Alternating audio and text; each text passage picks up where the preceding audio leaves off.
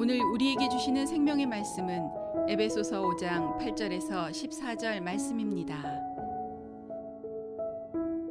오늘 새벽에 나오신 우리 모든 성도님들과 또 가정에서 온라인으로 예배드리는 우리 모든 성도님들을 사랑하며 축복합니다. 옆에 분과 한번 인사합시다. 사랑하며 축복합니다. 다시 한번요. 올해는 더 좋은 일이 일어납니다. 아멘입니다. 이번 주간 암송 말씀이 신명기 6장 5절 말씀입니다. 한번 같이 읽도록 하겠습니다. 너는 마음을 다하고 뜻을 다하고 힘을 다하여 내 하나님 여호와를 사랑하라. 아멘. 이제 보지 않고 눈을 감고 하셔도 되고요. 한번 암송하시겠습니다. 너는 마음을 다하고 뜻을 다하고 힘을 다하여 내 하나님 여호와를 사랑하라. 눈을 뜨고는 암송이 잘 안 되죠, 그죠? 꼭 눈을 감아야지 또 암송이 됩니다. 어쨌든 여러분 말씀을 붙들고 말씀의 통치가 이루어지기를 원합니다. 나는 누구인가 하는 질문은 성경의 질문이기도 합니다. 하나님께서는 우리에게 그런 질문을 하십니다. 너는 누구인가? 이 질문은 성경의 질문이기도 하고 우리 인생의 가장 핵심적인 질문이기도 합니다. 내가 누구인가를 바로 알아야 하는 것입니다. 처음 만난 사람에게 자기를 소개하잖아요. 저는 제일성도교회 목사입니다. 장로입니다. 권사입니다. 집사입니다. 자기를 소개합니다. 또 저는 아무개 엄마입니다. 아버지입니다. 저는 이 회사의 대표입니다. 팀장입니다. 자신을 소개합니다. 예수님께서도 요한복음에서 우리 주님이 자신을 소개하지요. 나는 세상의 빛이다. 내가 곧 길이요 진리요 생명이다. 나는 선한 목자이다. 나는 부활이요 생명이다. 우리 주님이 자신이 어떤 분인가를 소개하고 있는 것입니다. 사랑하는 성도 여러분, 여러분은 누구입니까? 여러분은 어떤 사람입니까? 이 질문은 가정에서 부모고 누구누구의 아버지, 어머니 그런 말을 하는 것이 아니라 하나님 앞에서 우리가 어떤 사람이냐는 것입니다.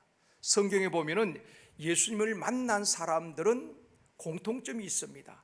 자신이 어떤 존재인가를 깨닫게 되는 것입니다. 여러분 성경을 한번 보십시오. 주님을 만난 사람들은 자신이 어떤 사람인가를 깨닫게 됩니다. 베드로도 수가성 여인도 삭개오도 바울도 마찬가지지요. 모두가 주님을 만나고 나니까 빛 대신 주님을 만나니까 자기의 모든 모습이 적나라하게 드러나는 것입니다. 그래서 고백이 무엇입니까? 나는 죄인입니다. 나는 연약하고 무능한 사람입니다. 그러기에 나는 예수님이 필요합니다라고 고백하는 거예요. 자신이 어떤 존재인가를 알 때에 우리는 주님 앞에 엎드릴 수밖에 없는 것입니다. 하나님의 은혜가 아니면 나는 살 수 없다는 것을 고백하게 되는 것입니다. 왜 많은 사람이 주님을 찾지 않을까요? 자신이 어떤 존재인지 잘 모르기 때문에 그런 것입니다. 자기를 믿고 사는 거지요. 가진 재물을 믿고 자기의 건강을 믿고 힘을 믿고 살아가는 것입니다. 내가 어떤 존재인가를 알면은 깨닫게 되어지면은 주님 없이 살아갈 수 없다라고 고백하게 되는 것입니다. 오늘도 나는 주님의 은혜가 필요합니다. 우리 가정에 우리 자녀들에게 주님의 은혜가 필요합니다. 고백하고 엎드릴 수밖에 없고 그런 자에게 하나님은 또한 은혜를 베푸시고 그들을 인도하시고 축복하여 주실 줄 믿습니다. 첫 번째로 전에는 어두움이더니 이제는 빛이라. 세상의 본질은 어둠입니다. 하나님께서 제일 먼저 창조한 것이 빛이지요. 땅이 혼돈하고 공허하며 흑암 가운데 있을 때에 하나님께서 제일 먼저 뭐라고 말씀하십니까? 빛이 있으라 말씀하심에 빛이 있었고 라고 말씀하고 있습니다. 요한복음에 보면은 빛이 있는데 빛은 생명이요 생명은 예수 그리스도라고 말씀하고 있습니다. 요한복음 1장 9절 말씀입니다. 같이 읽습니다. 참 빛 곧 세상에 와서 각 사람에게 비추는 빛이 있었나니. 참 빛, 예수 그리스도가 이 땅에 육신을 입고 오셨다는 것입니다. 그런데 사람들이 어떻게 합니까? 요한복음 1장 11절 12절 말씀입니다. 같이 읽습니다. 자기 땅에 오매 자기 백성이 영접하지 아니하였으나 영접하는 자 곧 그 이름을 믿는 자들에게는 하나님의 자녀가 되는 권세를 주셨으니. 참빛 되신 예수님이, 생명의 주인 되신 예수님이 이 땅에 오셨지만은 사람들이 영접하지 않는 겁니다. 오히려 배척하지요. 믿지 않습니다. 그러나 영접하는 자 곧 그 이름을 믿는 자에게는 하나님의 자녀가 되는 권세를 주셨다고 말씀을 하고 있는 것입니다. 영접한다는 것은 예수를 믿는다는 것입니다. 구원받았다는 것입니다. 하나님의 자녀가 되었다는 것입니다. 여러분, 구원이 무엇일까요? 구원, 우리가 구원받은 분들은 오늘 이 아침에 다 나온 줄 믿습니다. 구원이란 것은 우리에게 빛이 임하는 사건을 말하는 것입니다. 구원이라는 것은 예수 그리스도가 임하는 사건을 말하는 것입니다. 그래서 영접하는 자 곧 그 이름을 믿는 자에게는 하나님의 자녀된 권세, 구원을 주신다는 것입니다. 그러니까 주님이 내 안에 들어오시면, 빛이 오면은 변하지 않을 수가 없는 것입니다. 여러분, 지금 어둡지요. 불을 끄면 다 어둡습니다. 그러나 아침에 해가 돋으면은 어둠은 다 물러가는 거예요. 전에는 어둠이었지만 빛이 임하게 되니까, 예수 그리스도가 임하게 되니까 밝아지는 것입니다. 전에는 어둠이었지만 이제는 빛이라고 말하고 있잖아요. 구원받은 사람은 다 변화가 일어나는 것입니다. 어둠이 물러가고 빛이 임하는 것입니다. 그래서 오늘 본문 8절에 말씀합니다. 같이 읽겠습니다. 너희가 전에는 어둠이더니 이제는 주 안에서 빛이라. 전에는 어둠이었습니다. 전에는 마귀의 종이었습니다. 전에는 이방인이었습니다. 전에는 하나님을 몰랐습니다. 이제는 빛의 자녀가 된 것입니다. 빛 대신 주님이 우리 안에 들어온 것입니다. 그분을 모셔드린 것입니다. 그게 영접인 것입니다. 그분이 구원받은 거예요. 교회만 왔다 딴다 구원받은 거 아닙니다. 그 예수를 영접하는 자, 그분을 믿는 자는 구원을 받고 하나님의 자녀가 된다라고 말씀하고 있습니다. 변화되지 않았다면 여러분 다시 한번 구원을 점검하셔야 되는 것입니다. 구원받은 사람은 빛이 임하는데 변화되지 않을 수가 없습니다. 빛이 임하면 어둠은 물러가는 거예요. 전에는 어둠이었지만 이제는 빛이라고 분명히 말씀하고 있습니다.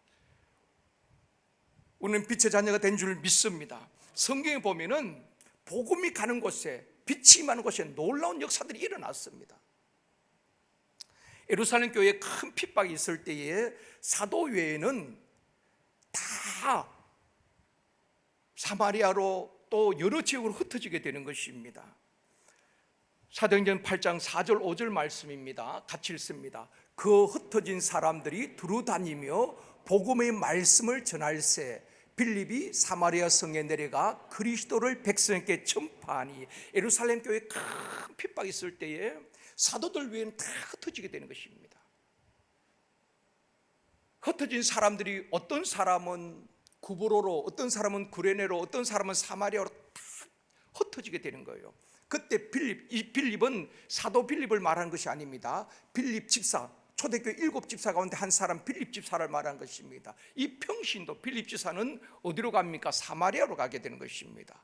사마리아로 가서 복음을 전하게 되는데 사마리아에 어떤 변화가 일어납니까? 복음을 전한다는 것은 예수를 전하지요. 빛이 임하게 되는 것입니다. 어떤 역사가 일어납니까? 사도행전 8장 7절입니다. 같이 읽습니다. 많은 사람에게 붙었던 더러운 귀신들이 크게 소리를 지르며 나가고 또 많은 중풍병자와 못 걷는 사람이 나으니. 다시 말씀을 드립니다. 복음 전하기 전에 이 사마리아 성이 어떤 곳이었는가? 어둠이 그 도시를 덮고 있었고 많은 사람들에게 귀신들이 붙어서 역사하는 것입니다. 또한 각색 병든 자들이 고통을 당하고 있는 것입니다. 한마디로 어둠의 도시요, 우울한 도시요, 슬픔의 도시요, 질병과 마귀에 사로잡혀서 신음의 소리가 들리는 도시였습니다. 소망이 없지요. 그런 사마리아에 빌립이 가서 복음을 전합니다. 예수 그리스도를 전합니다. 그러니까 빛이 그 도시에 임하게 되는 것입니다. 그럴 때 어떤 역사가 일어납니까? 8절입니다. 같이 읽습니다. 그 성에 큰 기쁨이 있더라. 아멘입니다.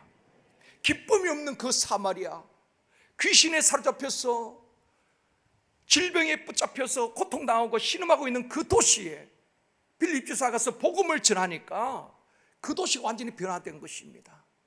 모든 슬픔과 우울과 고통과 신음의 소리가 떠나가게 되어지고 빛 대신 주님이 그곳에 임하니까 그 성에 큰 기쁨이 있었더라고 말씀하고 있는 것입니다. 이게 복음의 능력 아니겠습니까? 여러분, 전도가 무엇입니까? 선교가 무엇입니까? 그냥 돈을 보내고 빵을 주는 것, 물론 그것도 필요합니다. 우린 대부분 그걸 선교라고 말합니다. 성경에 보면 선교는 그게 아닙니다. 진짜 선교는 복음이 가야 되는 것입니다. 빵과 함께 복음이 가야 되는 것입니다. 그럴 때에 주로 예수를 알지 못하고 어두운 가운데 있는 그들에게 빛을 비추는 거예요. 복음을 전하고 그들을 빛 가운데로, 예수 가운데로 인도하고 그들이 모여서 하나님을 찬양하도록 만드는 것이 전도요, 선교인 줄 믿습니다. 그게 또 이제 재정적인 필요가 필요하겠지요. 사랑하는 성도 여러분, 전에는 어두움이 있을지라도 2022년에는 빛 대신 주님이 우리의 심령에 임하기를 원합니다. 우리 가정에 임하기를 원합니다.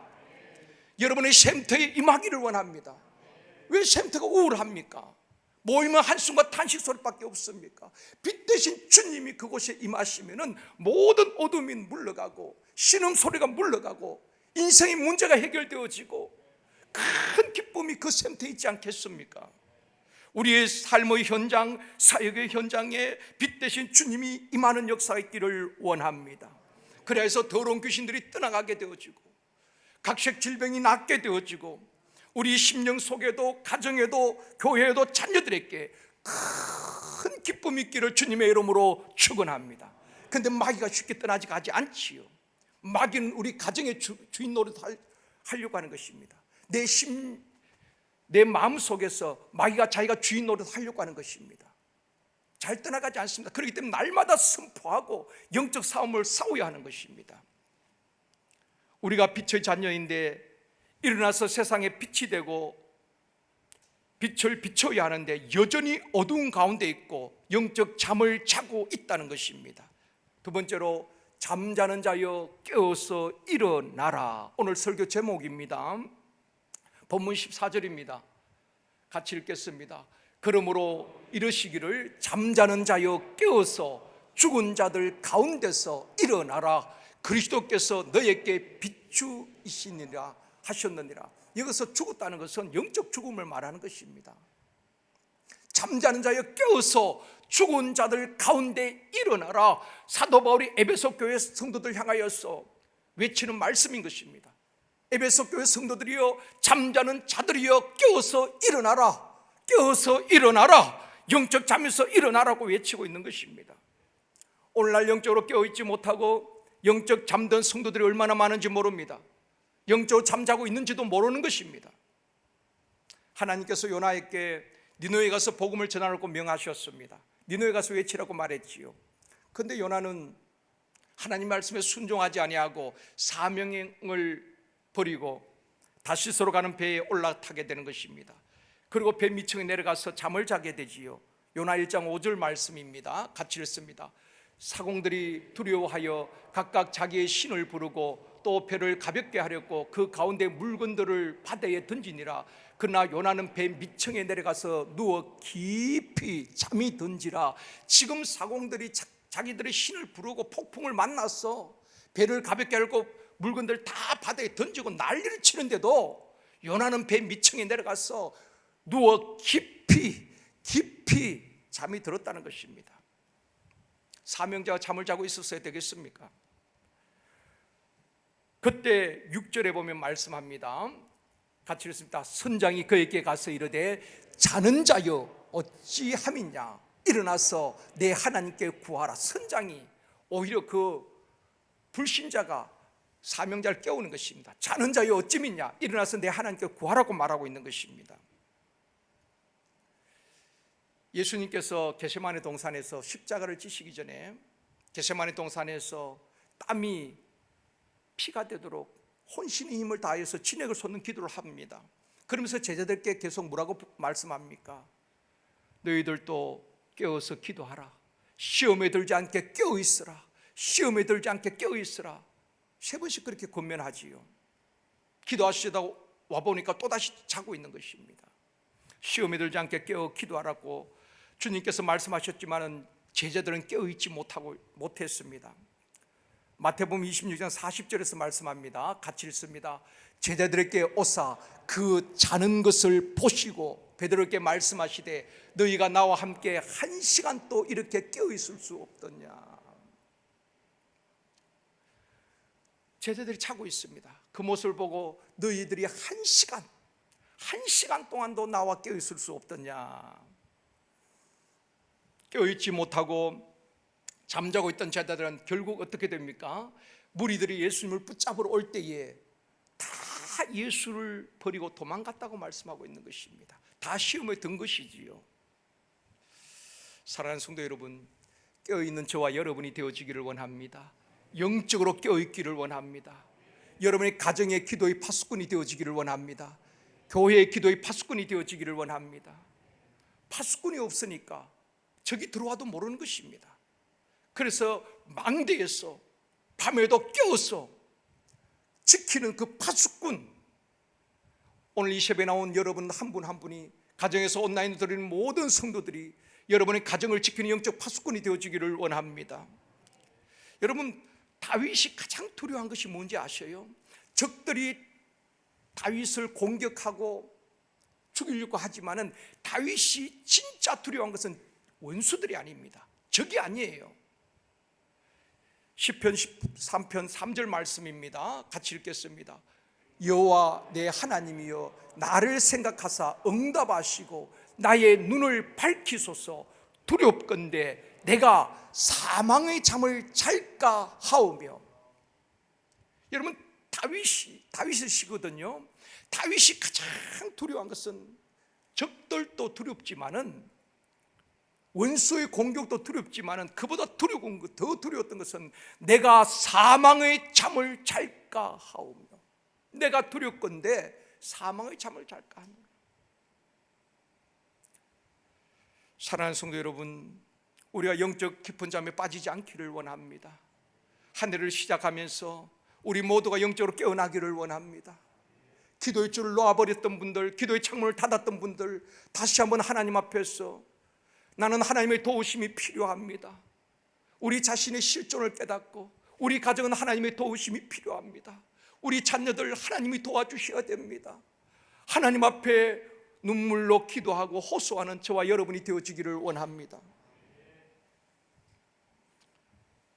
영적으로 깨어있고 기도로 깨어 일어나는 저와 여러분이 되어지기를 주님의 이름으로 축원합니다. 주님은 병으로 쓰러진 자, 사망에 소임당한 자들을 다 일으켜 세우셨습니다. 중풍병자에게 그렇게 말씀하시지요. 내 죄 사함을 받았느니라. 상을 일어나 내 상을 가지고 걸어가라고 말씀하셨습니다. 또 나인성 과부의 외아들이 죽었을 때 관에 손을 대시고 청년아 내가 내게 말하노니 일어나라고 말씀하셨습니다. 그럴 때 죽었던 청년이 또 일어나게 되지요. 질병으로 넘어지고 쓰러진 자들 다 일으켜 주셨습니다. 유다 지파인 우리가 일어나야 됩니다. 사명자인 우리가 일어나야 하는 것입니다. 그리하여 코로나로 신음하고 있는 민족과 열방을 향하여서 복음의 빛을 비추는 교회와 성도님들이 되어지기를 주님의 이름으로 축원합니다. 여러분, 오늘 우리 신인 권사님들 찬양하셨잖아요. 시온의 영광이 빛나는 아침, 어둡던 이 땅이 밝아오네. 전에는 어둠이었지만은 어두웠던 이 땅이 밝아오네. 슬픔과 애통이 기쁨이 되니. 그렇죠. 사마리아 성의 슬픔과 애통, 고통과 신음소리가 들던 그 사마리아 성에 복음이 선포되어지고 그 빛이 임하니까 어둠이 다 물러가고 기쁨이 되는 것입니다. 그 성에 큰 기쁨이 있었듯이 시온의 영광이 비쳐오네. 여러분, 우리가 빛 대신, 우리는 빛은 아닙니다. 그러나 빛 대신 주님의 빛을 받아서 빛의 자녀인 것입니다. 우리가 가는 곳마다 빛을 비출 수 있기를 원합니다. 세 번째로 빛의 자녀들처럼 행하라. 오늘 본문 8절 말씀 다시 보시겠습니다. 같이 읽습니다. 너희가 전에는 어두움이더니 이제는 주 안에서 빛이라.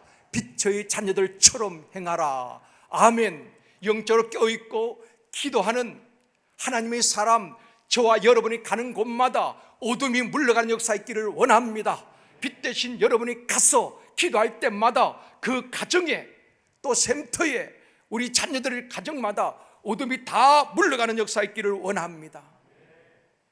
이제는 우리는 주 안에서 빛이요 빛의 자녀처럼 행하라는 것입니다. 빛의 자녀처럼 행하라는 것은 하나님의 자녀답게 살라는 것입니다. 성도답게 살라는 것입니다. 예수 믿는 사람이 믿지 않는 사람과 뭐가 다를까요? 옷 입는 것이 다를까요? 다른 거 하나도 없습니다. 예수 믿지 않는 사람과 믿는 사람이 뭐가 다릅니까? 불신자들 그렇게 말하죠. 당신이나 나랑 뭐가 다르냐고 말합니다.